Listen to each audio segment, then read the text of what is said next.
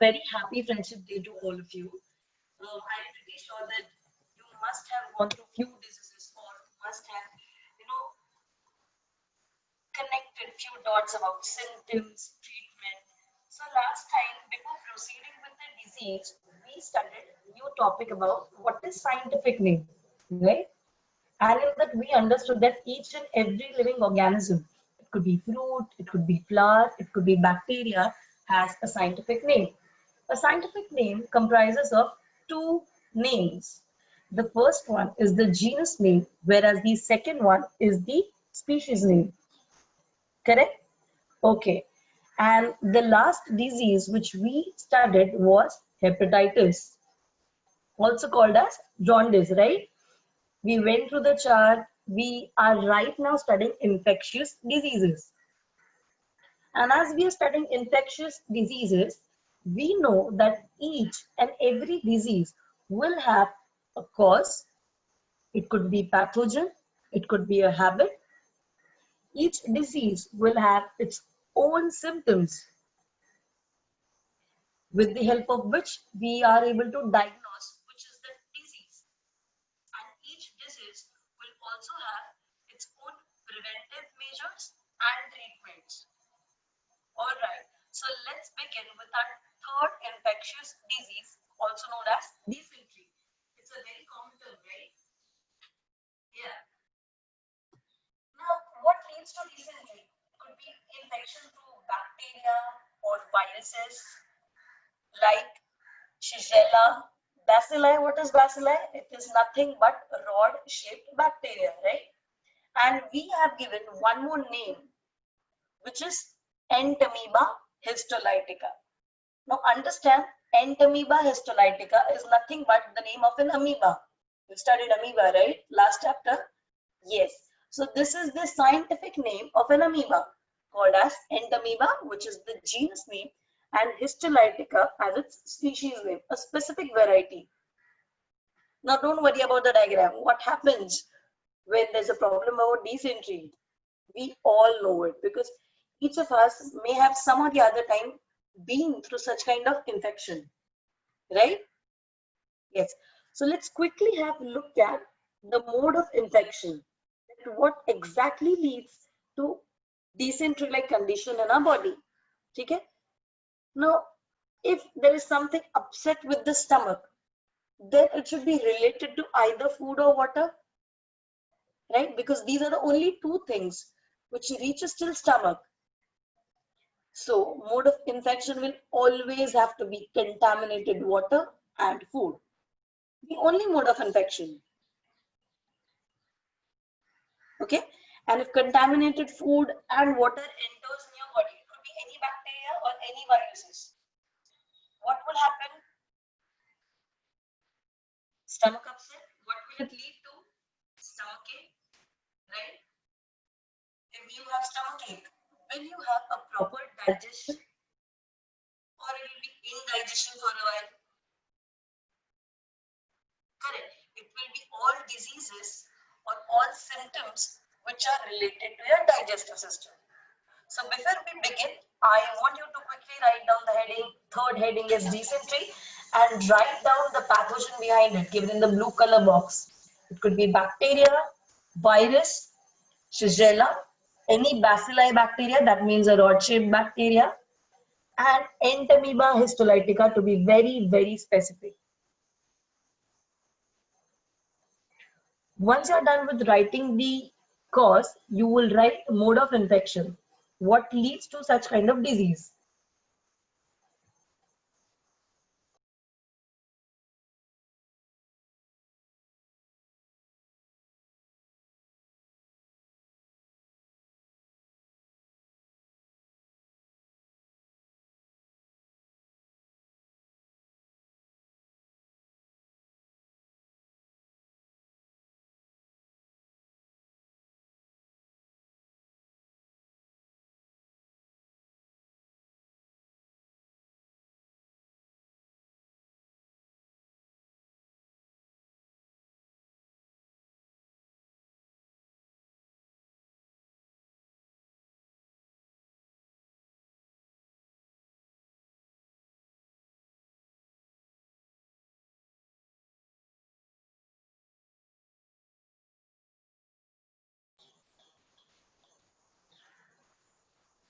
All right, let's move on to the next slide. Now, what will be the next slide after mode of infection? Symptoms, right? And what are symptoms? These are nothing but various signs given by the body in order to identify which disease exactly it is. Okay, so let's have a look at the symptoms one by one. The first one will be watery stools. Second, pains in abdomen area. And one more thing, when there's a lot of water going throughout your body, when you have a lot of water exiting out of your body will go under dehydration. So if your body is getting dehydrated, it is naturally that you will be feeling weak, you will feel nausea-like sensation, you will feel dizzy, you won't be able to have a complete control over your body. Why? Because the water content is itself less. Correct? What else? Will you be able to digest the food properly? No. Quickly write down these two symptoms because these two symptoms are given in your textbook as well.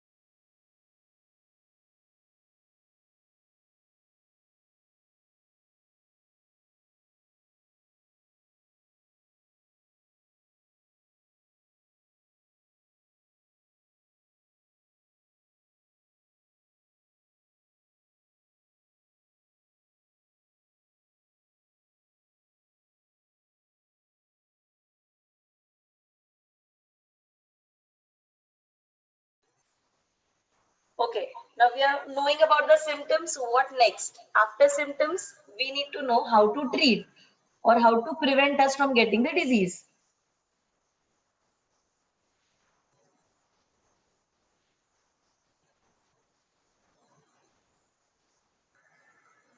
Right? Let's have a look at the prevention and treatment. The prevention and treatment. What could be the prevention? As the cause is by contamination or contaminated food or water, what should we do? We should avoid food which is not properly covered. We should avoid all junk which is not made or cooked in hygienic environment. We should ensure that the food is cooked and delivered in very safe hands, right? Yes. So number one, extremely important that drinking boiled water. Number two is proper storage of food because it might happen that you will get a very good quality of food, but if you're not able to store them at correct place, if there is a lot of cockroaches and n number of insects and they're going to infect the good premium quality of the food, again, it is again going to lead disease inside your body. Third, ORS consumption. What is ORS consumption? Have you ever heard about it?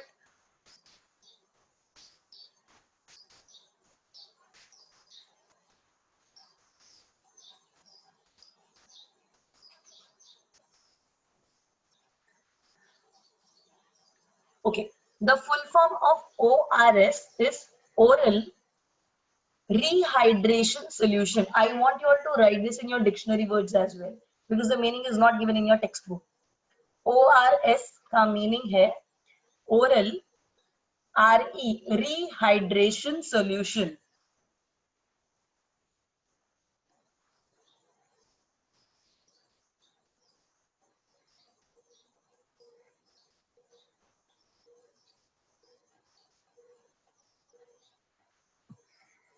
Done? Okay. Now let me explain what is oral rehydration solution. As we have just seen that urine dysentery, lot of water now is exiting the body. So what is required? What will be the first primary aim of the body? Is to regain all those water essential solutes and ions so that you are able to balance your body. Therefore, we get that electrolytic solution. This is itself called as ORS consumption. You get this in various flavors like orange or maybe sweet lime. And now the most common we call it as electron powder. I'm pretty sure you've heard about it. A green color packet. Yeah, it's the same. It's ORS consumption or ORS solution. Okay, quickly write down these 3 points.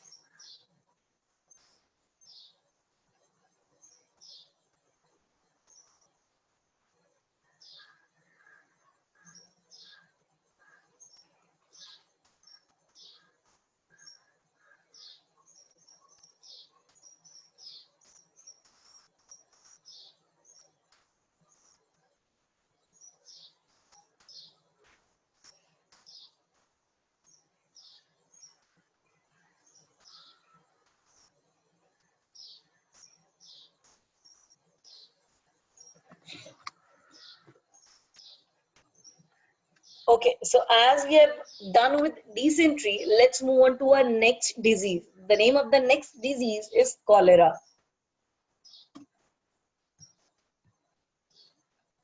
Okay, what can you understand from the diagram itself? That the man there is consuming contaminated water, which can be cause of causing cholera inside a person's body. So can I say that pathogens are there or present in contaminated food or water by which a person can get cholera? Can it be the same reason unlike dysentery? Yes, right? Correct. And even the name is given, Vibrio cholerae. Are you able to see the name? Yeah, it's a type of bacteria. Vibrio cholerae is the name of the bacteria. If I am speaking about one bacteria, I will call it as bacterium. So the singular form of bacteria is bacterium. When I'm speaking about plural form, it is bacteria. Okay, so first let's have a look at the pathogen. Which pathogen is involved? It is Vibrio cholerae. CHO becomes co, LE lay, RAE becomes ray. Okay, it's a type of bacteria. Now let's understand mode of infection. Can you guess what can be the mode of infection? You already know it.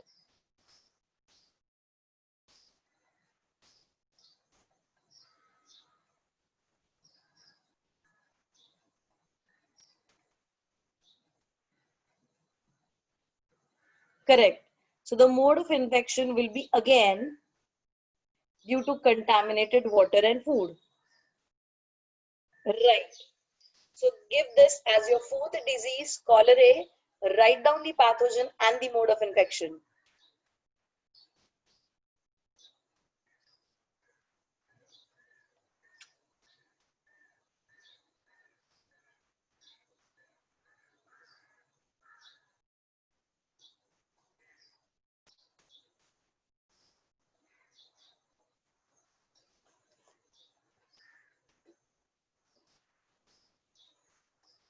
The disease is cholera and the pathogen is Vibrio cholerae.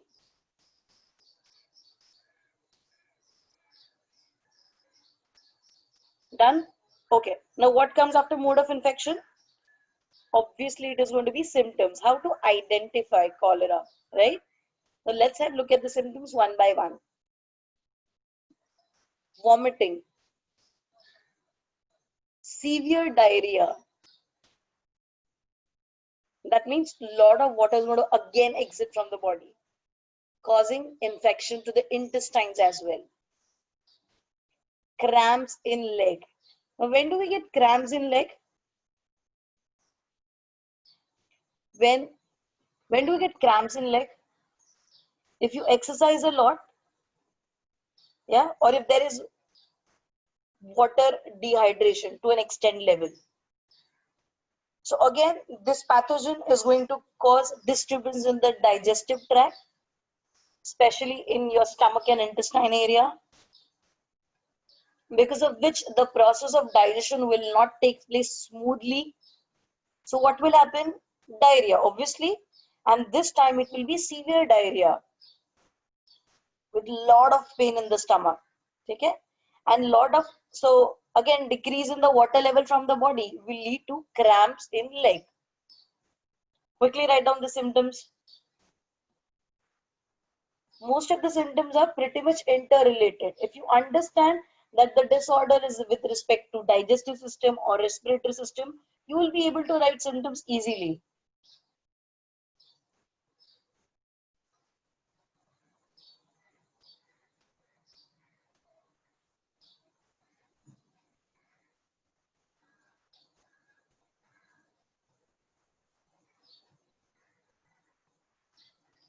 Okay, now let's have a look at preventive measures. What can you tell? What can be the preventive measures? You already know first one. Obviously, boiled water, drinking water from a very hygienic place, eating clean food, right? So the first point will be following hygienic practices, avoiding open space food, very, very, very, very important. Drinking boiled water and also getting us vaccinated against cholera. Now we get vaccinations of cholera and typhoid both when we are toddlers. Okay? So here in last slide we didn't have any specific vaccination, but for cholera and typhoid vaccines exist. So do not forget to write vaccination point. Note them down.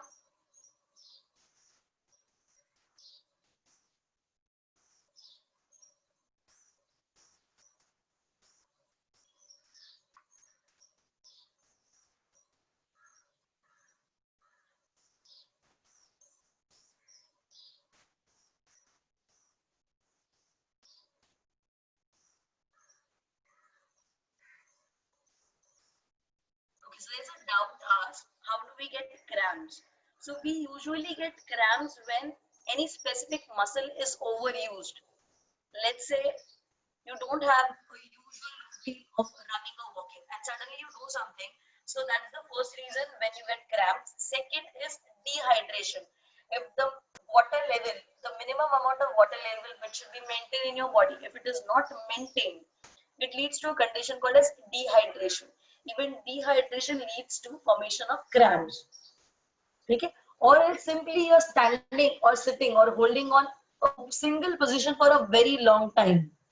Even such, even this reason could lead to formation of muscle cramp. Okay? And cramps are harmless. It's an underlying medical condition. It can also, because of any inadequate of blood supply exists. Let's say you are sitting in a specific position for almost 6 hours. There's no movement. So the blood circulation in that area becomes very much stagnant, which can also lead to formation of cramps. Okay? Let's have a look at the next disease, which is typhoid. Again, very much interrelated to cholera. But in typhoid, what happens is the underlying symptoms or any external appearance on the body, which differentiates a cholera and typhoid. Now, as you can see in the diagram, there are rashes present in the abdomen area. Enlargement of liver organ takes place, which is given in brown color, exactly situated below the diaphragm on the right hand side. You know what is diaphragm? It's a small muscular band which divides your respiratory system and your digestive system. The moment where your lungs ends, exactly there on your right hand side you have your liver, and beneath liver on the left hand side you have an organ called a spleen.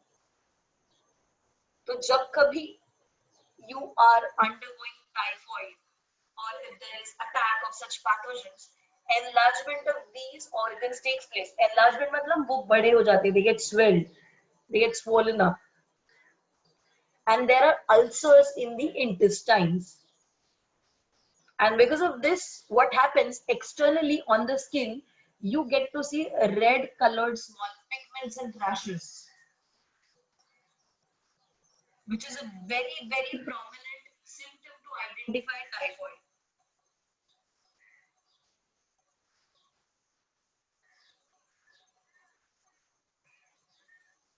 Okay.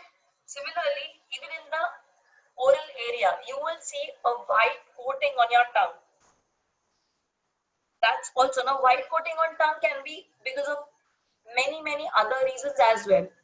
But if all other symptoms are matching with this white coating on the tongue, it is also a primarily symptom of typhoid.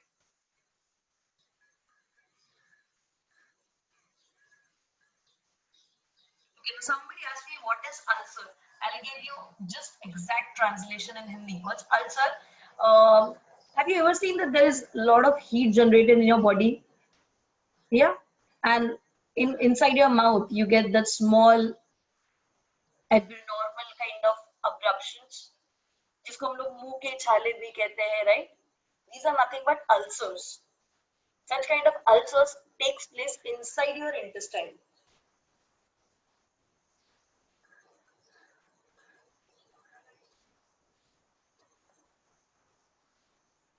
Okay.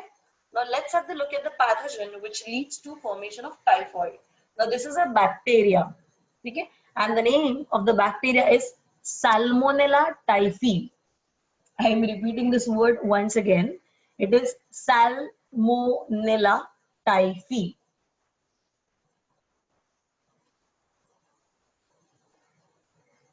When you're writing the name of the pathogen, one easy trick to remember its pronunciation is to underline it in dividing pattern. The first underline can be done to SAL, sal. Second underline to mo, MO, mo.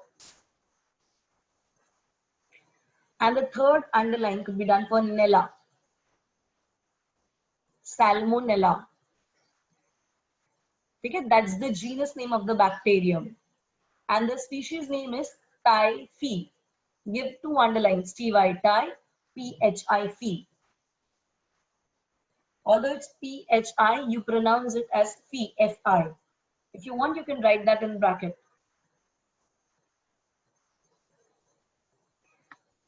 Okay, so let's dive into typhoid. What is typhoid? It's again a condition which is causing disruption or disorder in your digestive tract. Why is that so? Because of a bacteria called as Salmonella typhi. Now again, what could be the mode of infection? Obviously contaminated water. So give the heading typhoid, write the pathogen name and the mode of infection.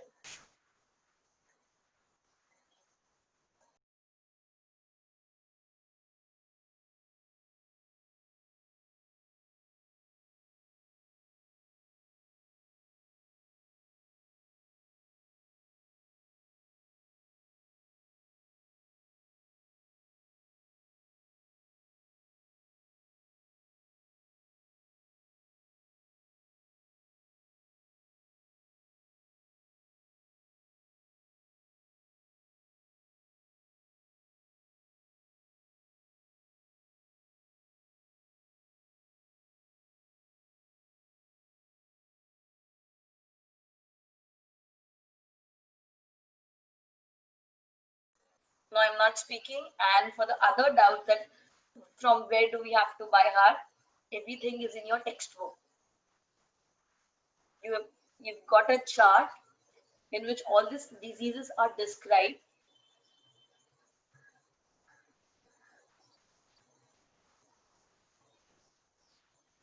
Okay, let's move on to the next slide. The next slide speaks about symptoms. So tell me if there is enlargement of liver and spleen, which are organs in your stomach. Can I say there will be stomach ache? Yes? Okay. So the first thing is anorexia. The first symptom will be anorexia.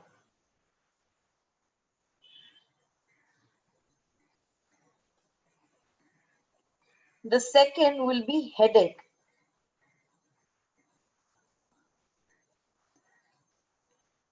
Third will be rashes on abdomen area.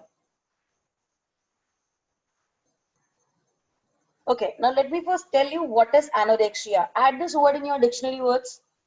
Anorexia.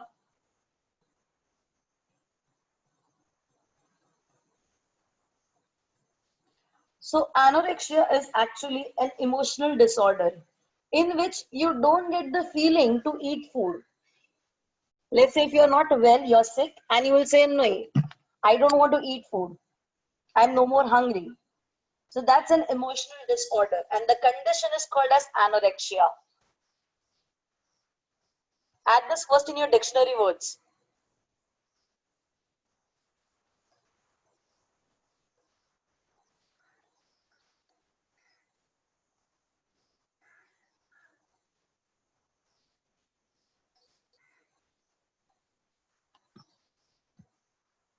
Then, now let's understand the fourth point, the next symptom, which is dysentery. And the last is fever up to 104 °F. Now, Fahrenheit is nothing but just a unit to measure the temperature, right? The way we do in the thermometer. And 104 Fahrenheit is equal to 40 °C. Now, normally, human body temperature is constantly maintained at 37.5 °C. So, number one, whenever you get this disease, you don't feel like eating more food. Why? Because already there is a lot of disturbance in your digestive tract. Secondly, because digestion is not proper, you get a headache. So obviously you will feel drowsy, lot of sleepiness. Third, there'll be rashes on abdomen. Why are these rashes? Because already beneath the skin, whatever organs are there, like liver and spleen, they're enlarging, and there's also ulceration in intestine, which are not good signs. And these unwellness inside the stomach is getting exposed outside of the skin. Correct? Fourth is dysentery. Why is dysentery there? Because digestion of food is not taking care properly. Therefore, the waste is thrown out of the body with lot of water also getting flushed out. So again, it will lead to dehydration. And the last point is you getting fever up to 104 °F. Now tell me, as we have studied about microbes in the last chapter, I have told you that microbes are active in a specific environment, right? If you increase the temperature or if you decrease the temperature, the activity of the microbe slows down. Okay, so whenever you get fever, it is body's own tendency to fight against these foreign bodies. So whenever you get fever, the body's temperature is elevated, body का temperature बढ़ जाता है. So this is body's way to deal with these foreign bodies in order to kill them. For 2 to 3 days, now you must have observed, for 2 to 3 days, whenever you used to get fever, when you were small, maybe in your primary schools or something, at least for the first day, you won't be taken directly to doctor. Mom will always suggest you that, okay, if you're not well today, tomorrow we will go to doctor. Why is it so? Because if you don't give chance to your body to become more stronger, to build up their own immune system, then in future, if any dangerous pathogen comes into your body, your immune system should be strong enough to fight against it. We'll take an example of our coronavirus. What is going on?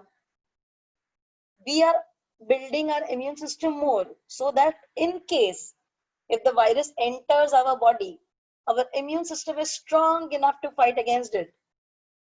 Right? Okay. Write down the symptoms now.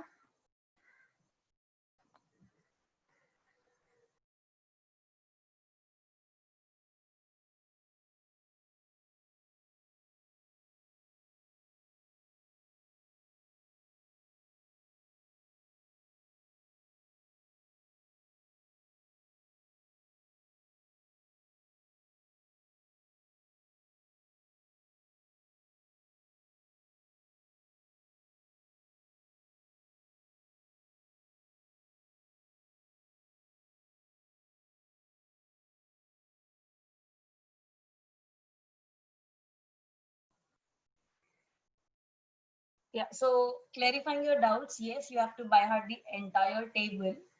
It can be asked in any form. It can be asked for answer the following questions or into various kind of objective questions.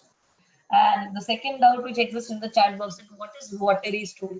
Now I hope that you know what is stool. Stool is nothing but the solid waste defecated outside of the body. Okay?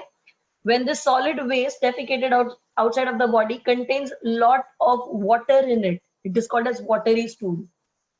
It's the condition which usually takes place when we undergo either dysentery or diarrhea in both cases.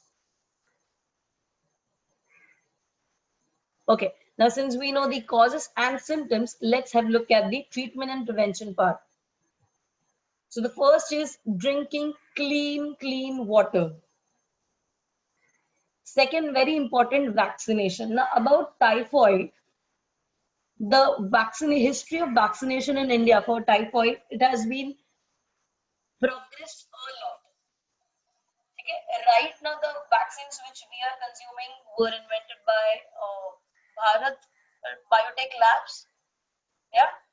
So the vaccines which your maybe elder brothers and sisters or your parents have taken and vaccines which you have received are more advanced one. Even still in today, there are advancement going on in vaccinations. Proper disposal of waste or sewage. Now, can you tell me why are we taking this point of proper disposal of sewage? What it has to do with our health? It seems like more point from environmental science.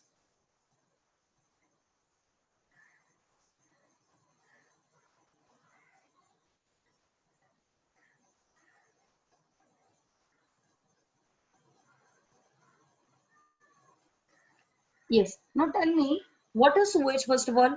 All the liquid waste material collected from various apartments, buildings, residential area, industries. All this liquid waste is called as sewage, right? Okay. Now, if in case the sewage disposal pipe, which are taking long or very far away from the usual residential area, if there is any leakage in the pipe, what will happen? This dirty, contaminated water will get mixed wherever the pipe is getting leaked. Correct? Wherever this water is getting leaked, don't you think it will again lead to more hazards? Let's say if it is getting leaked somewhere on the land or soil area, there'll be soil pollution. If in water, there'll be water pollution. And what will be the end result? Somewhere or the other, this water will enter in our food chain, and indirectly, after a very long time, we will be the one who will suffer by ingesting or consuming contaminated food and water. Therefore, proper disposal of sewage is extremely important. Okay?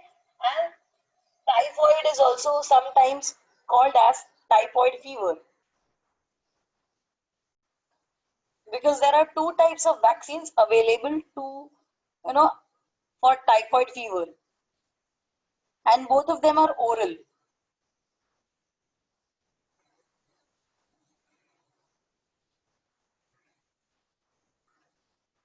So the dictionary words are not going to come in your exam. It is just for your understanding. Okay. Looking to your doubt section. Ma'am, what is the meaning of gray stool? It is nothing but decolorized tool. Okay? Okay. So as we have done with the chart which is given in your textbook regarding infectious diseases, there are few more diseases which we have to address. Okay? Now all the diseases which I've already mentioned are given in your chart form. Okay, there's a doubt. What do we mean by oral vaccine?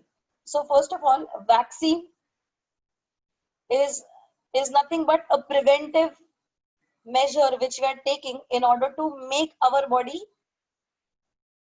vaccinated or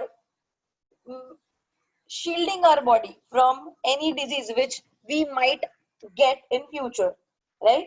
So if we are taking the vaccine orally, that is by eating it in the form of liquid or in the form of any pill, such type of vaccines are called as oral vaccines. If you are taking any vaccine in the form of injections, the injection are again of two types. It can be taken in your veins, called as intravenous, or it can be taken in your muscles, called as intramuscular. So whenever you consume any vaccine, let me give you an example. Polio, right? 4 drops. How do we consume polio? Orally, right? Through our mouth. So polio is an example of oral vaccine.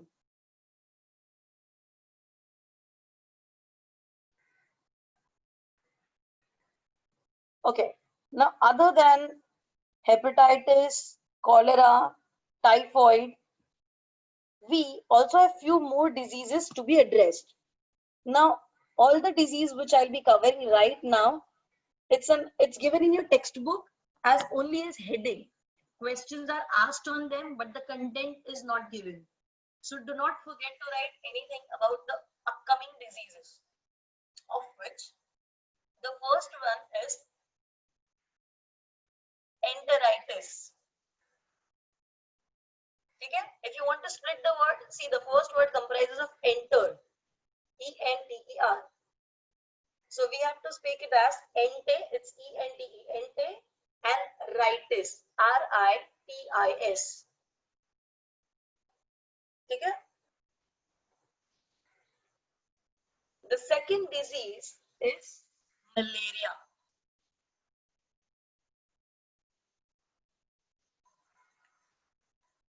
The third disease is plague.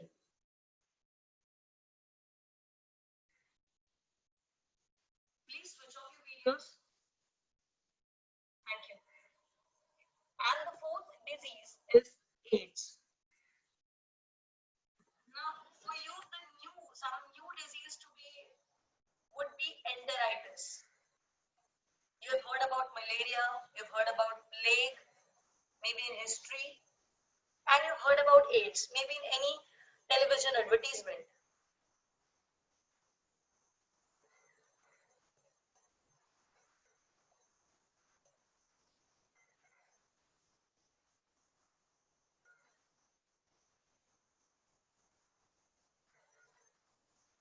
Okay, so let's understand what exactly happens in each one of the disease. I'm just giving right now a storyline or a rough line of what exactly happens in a specific disease. And one by one, we will study the disease in depth.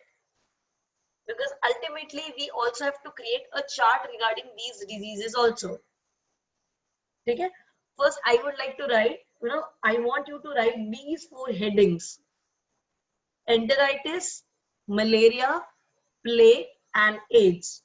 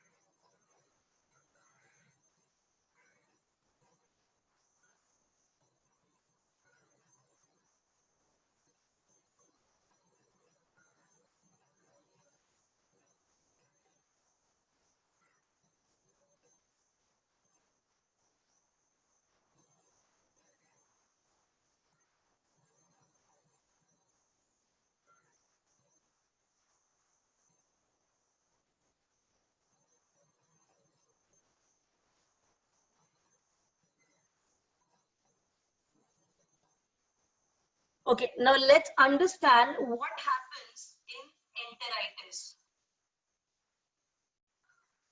In this specific condition, inflammation of small intestine takes place. Now you will be writing the dictionary word as inflammation and write down its meaning. The meaning of inflammation is swelling. Or to be very specific, you can write this as internal swelling.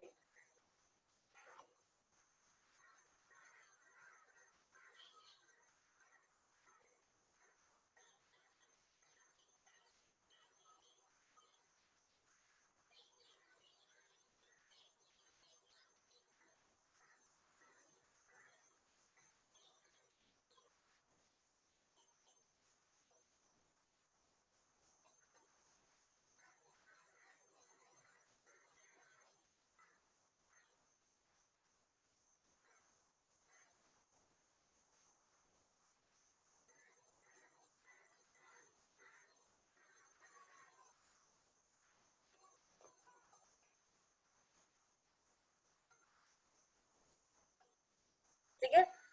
Second, now you've written about dictionary word called as inflammation. Now what happens in enteritis is inflammation of small intestine. That means there is certain kind of infection done to your small intestine. Now as you know that small intestine is very long, the entire small intestine is divided into three parts. Okay? And depending upon which area of the small intestine has been infected, there are various treatments to it.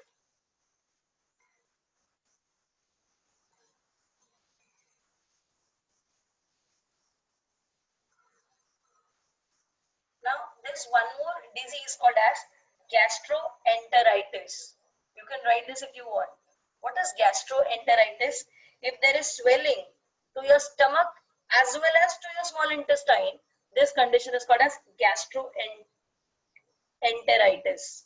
If you want, I can give you the spelling on the chat box.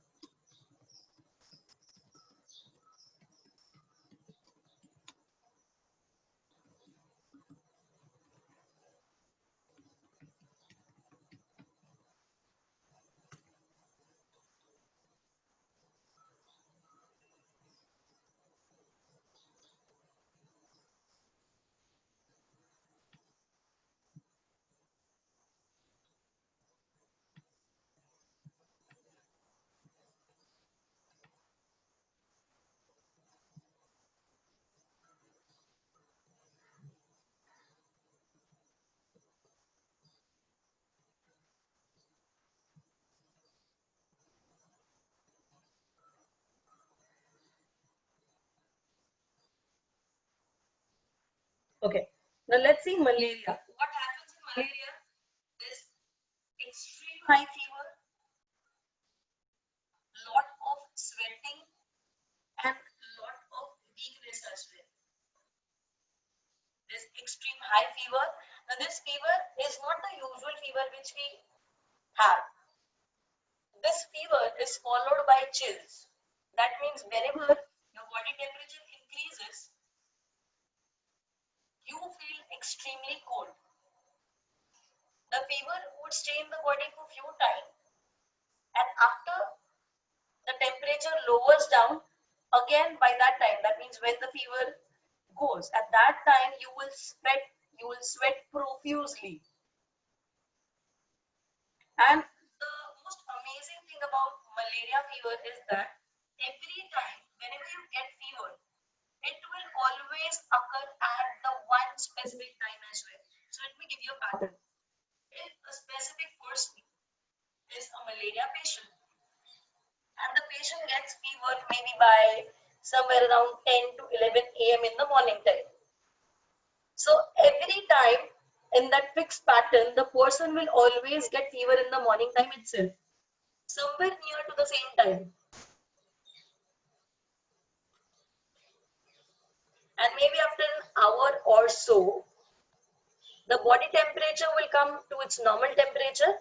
And once the body temperature drops down, when it comes to normal temperature, the patient will start sweating a lot, so much that it cannot bear that whatever blankets or extra sheets that patient was carrying.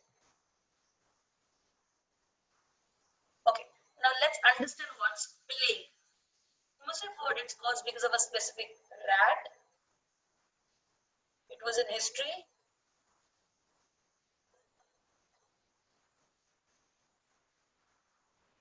I want you to write it.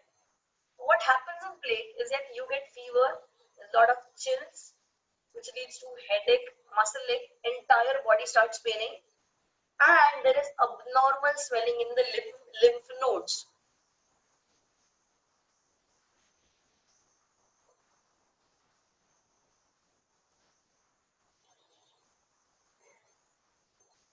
Now, what are lymph nodes? This will be a new term for you. Listen to me very carefully. Inside our body, we know that there is an immune system, right? So there has to be some centers for this immune system where generation of all soldier cells will take place, right? So these centers, wherever this soldier cells of our body of or the cells of immune system will be produced, that place will be called as lymph nodes. This lymph nodes inside our body will be bean shaped. Then what will be the size? The size will be as good as a small legume like a rajma or something. Okay? And inside this lymph node there will be a fluid. The name of the fluid will be lymph fluid.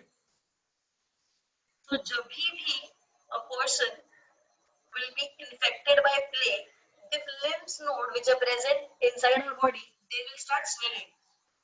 मतलब उनको सूजन आना start हो जाएगा. And they will swell to such an extent that they will grow till a size of a hen's egg. इतने बड़े हो जाएंगे.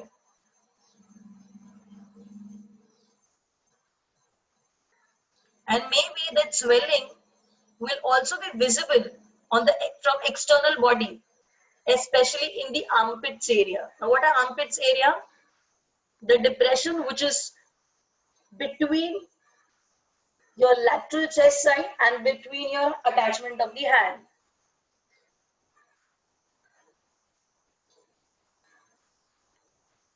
Okay, that's about plague. Now let's understand what is AIDS. Now before I'm speaking about AIDS, let me tell you the AIDS has got an abbreviation. What is abbreviation? That means इस term का एक full form है. ठीक है? First you will be writing down its full form. The name of the disease is acquired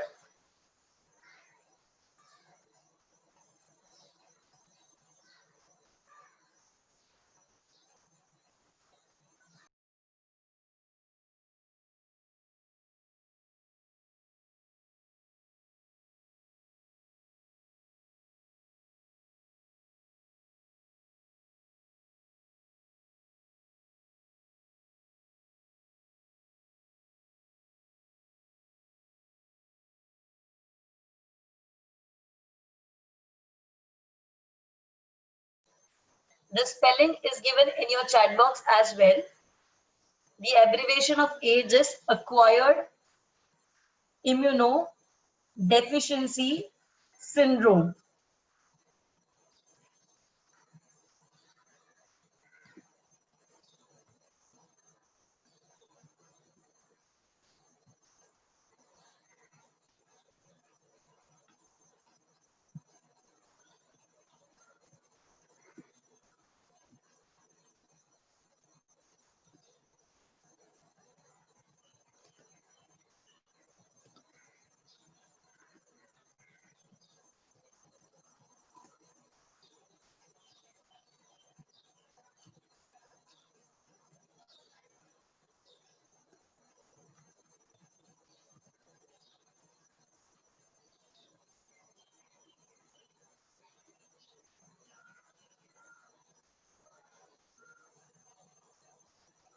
You see, it's acquired immunodeficiency syndrome.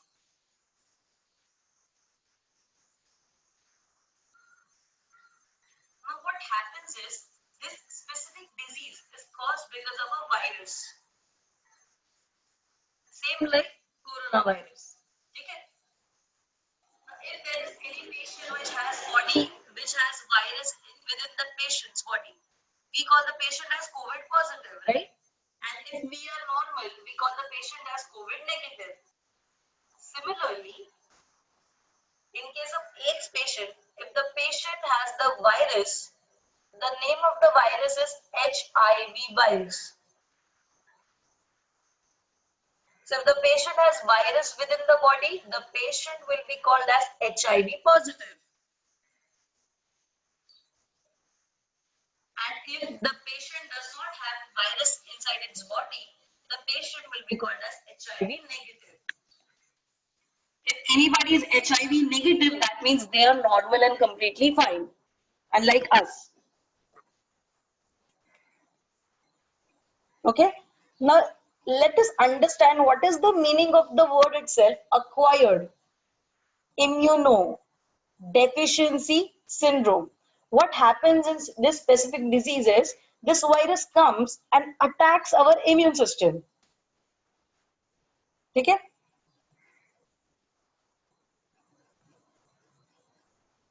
HIV is the name of the virus.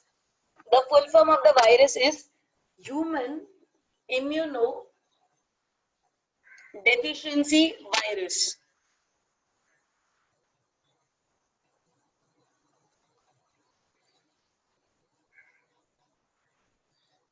Okay? Okay. Now what happens in this specific disease is whenever the virus enters the body, it will first go and target your immune system. And slowly काफी धीरे से ये virus immune system को week करते जाएगा, so that in a time of let's say 3 to 4 months your immune system becomes gradually weak.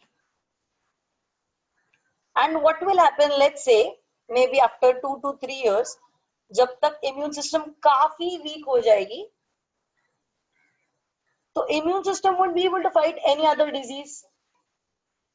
Let's say you're going out, you're nicely dancing in the rain, you're getting cold, you're taking medicines and the medicines are working. How are these medicines working?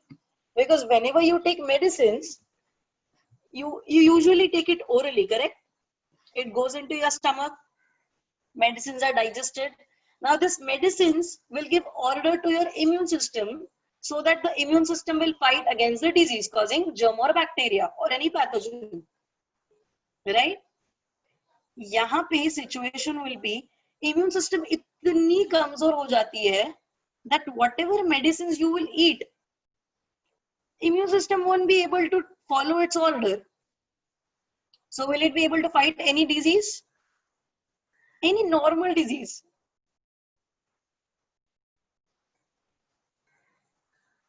No, correct? Therefore, the person who actually gets this virus inside its own body will die because of any normal disease. Let's say it could be pneumonia, it could be any breathing problem, any normal disease. Just say like jaundice. If we get infected by any hepatitis virus, if we take medicines, we get cured, right? Jaundice can be treated. But if there is any person who gets this HIV virus, the final thing is this disease cannot be treated. The person will eventually die.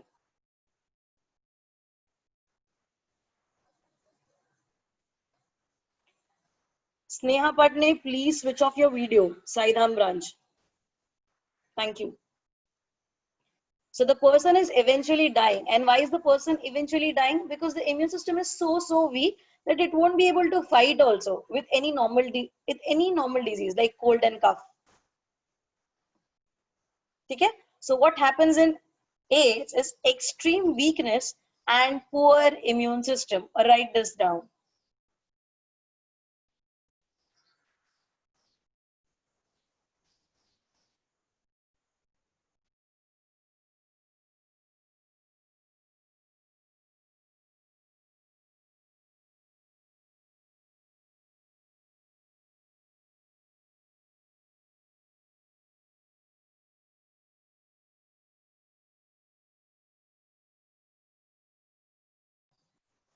Description of these diseases are not there in your textbook.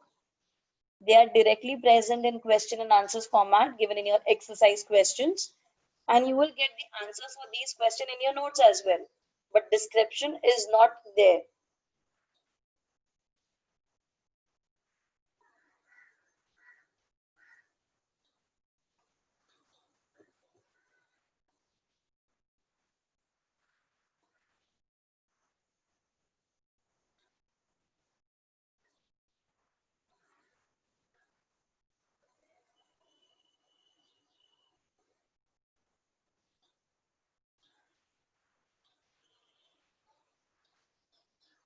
Done?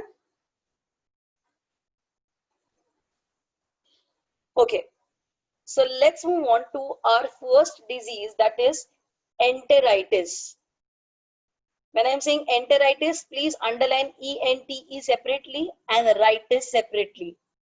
So it'll be easier for you to remember.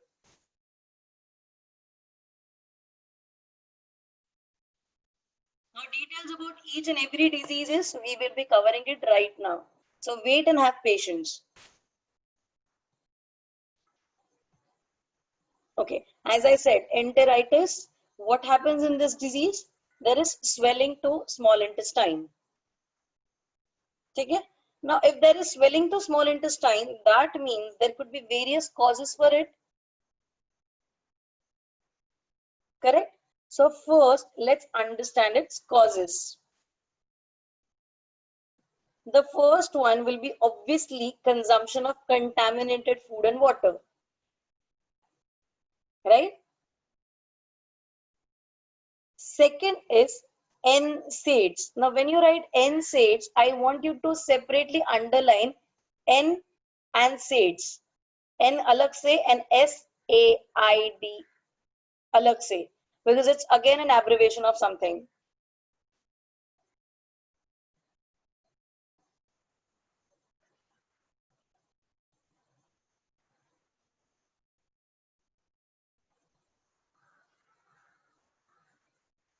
I hope you have given the heading as enteritis and you have started with the causes. Once you have written these 2 points, please add NSAIDs even in your dictionary words. There I'll be giving you abbreviation of NSAIDs.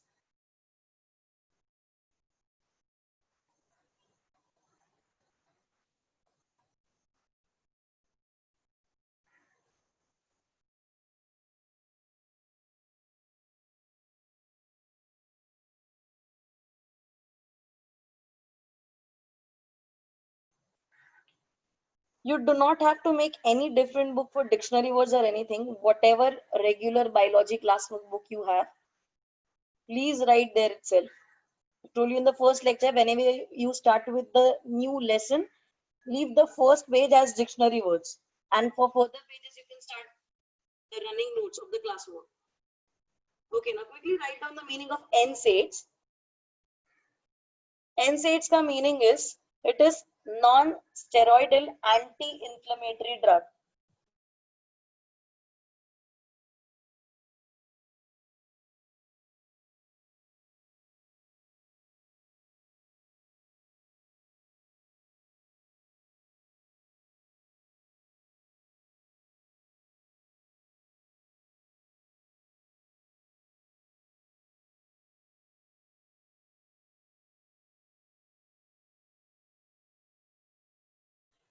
I have given the spellings in your chat box as well. You can refer there.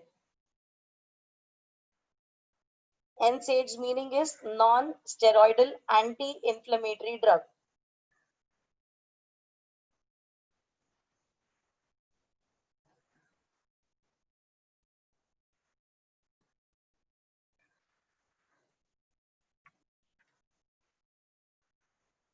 Now understand, meaning of drug is not what you think in the televisions.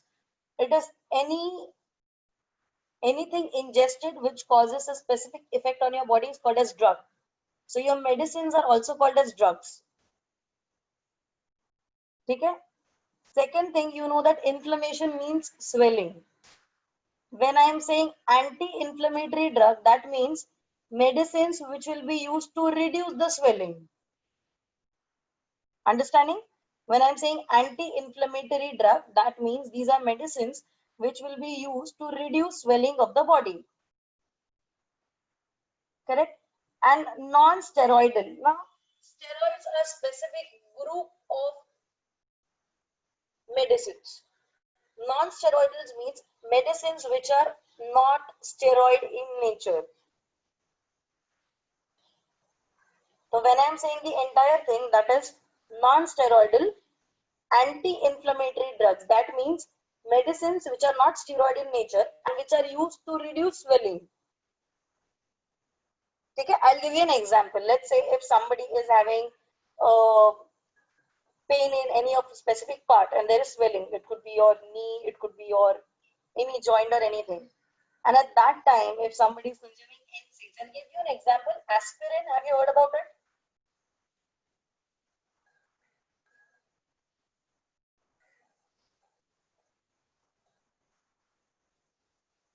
They act more like pain relievers or painkiller style. You don't have to write aspirin. Just understand. Okay? Now let's get back to our causes. The first cause, as I mentioned, it is due to contaminated water and food.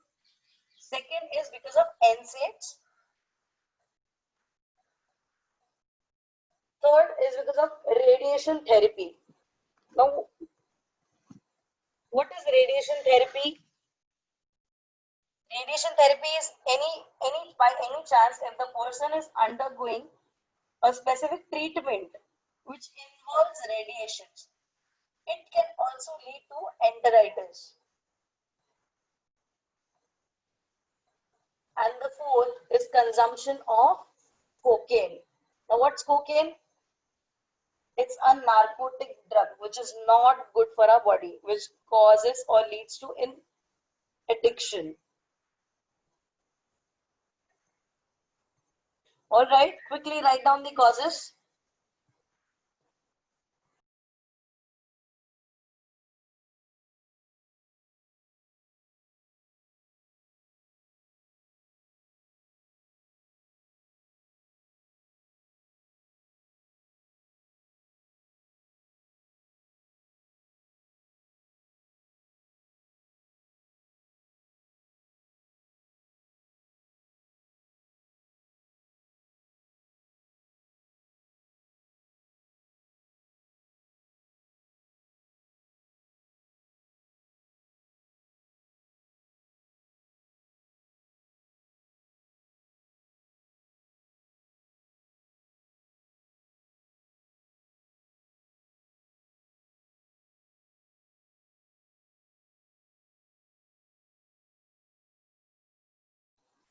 Okay, so as we know about causes, let's move towards symptoms. Okay, I have specifically given you the diagram so that whenever I speak about the disease, you can relate that what is the disease about. When it's enteritis, it is about small intestine. So the symptoms will be with respect to the same area, right? The first symptom is fever. Second is nausea, dizziness, feeling of unwellness. Third, vomiting, diarrhea,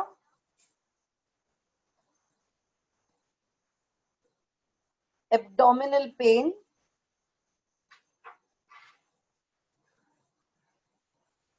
loss of appetite, मतलब भूख ना लगना. That's loss of appetite.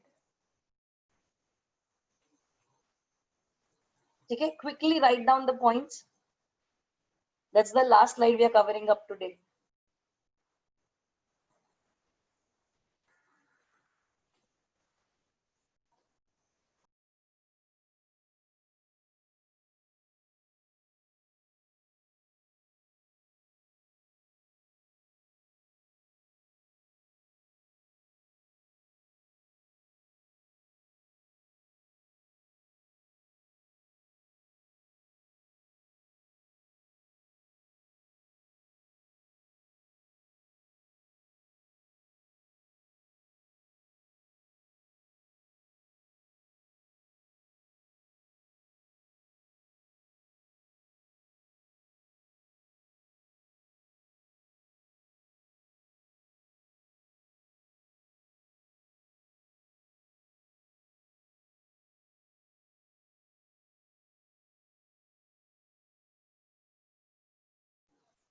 Done.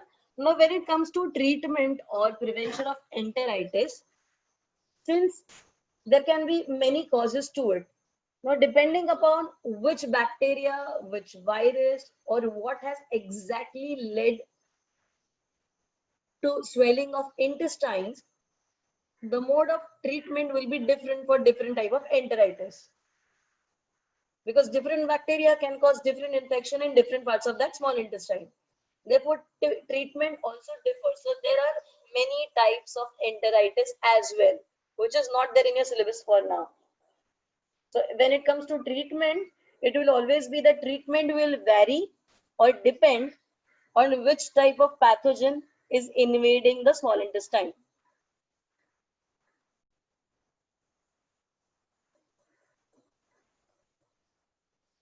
Okay? Okay, we are done for today. Thank you very much.